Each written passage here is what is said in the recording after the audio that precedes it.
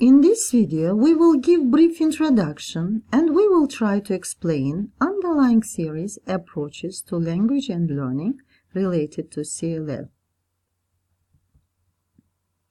Community language learning method developed by Charles Curran, who was a specialist in counseling and a professor of psychology at Loyola University, Chicago.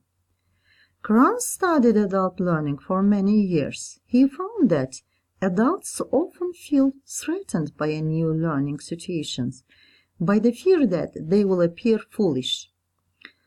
He believed that a way to deal with the fears of students is for teachers to become language counselors.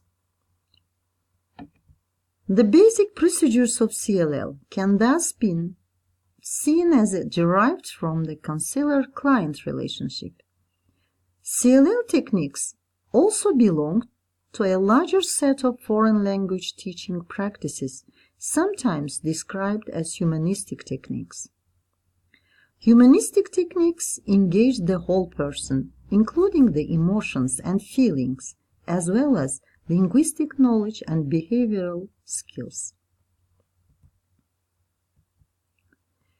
Curran himself wrote little about his theory of language. His student Laforge has attempted to be more explicit about these dimensions of community language learning theory. He defined language as a social process and also elaborates on the interactional view of language underlying community language learning. For Laforge, language is people. Language is persons in contact, and language is persons in response.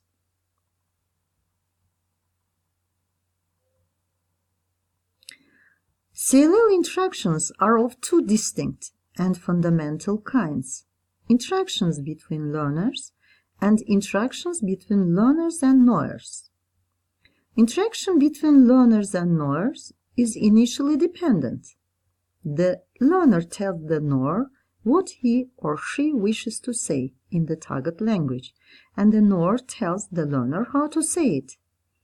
In later stages, interactions between learner and knower are characterized as self-associative, this is second stage, resentful and indignant, stage 3, and then it becomes tolerant, stage 4, and at last it becomes independent, stage 5.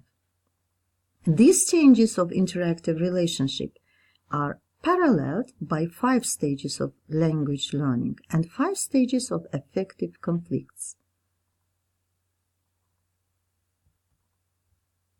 CLL view of learning is a holistic one.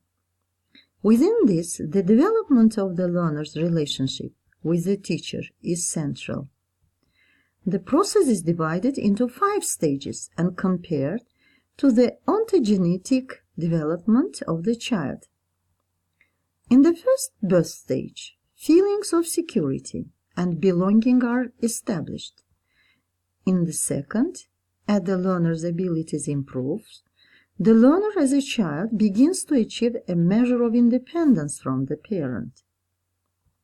By the third, the learner speaks independently and may need to assert his or her own identity, often rejected unasked for advice. The fourth stage sees the learner as secure enough to take criticism, and by the last stage, the learner merely works on improving style and knowledge of linguistic appropriateness. By the end of the process, the child has become adult. The learner knows everything. The teacher does and can become knower for a new learner. The process of learning a new language, then, is like being reborn and developing a new persona with all the trials and challenges that are associated with birth and maturation. Thank you for watching.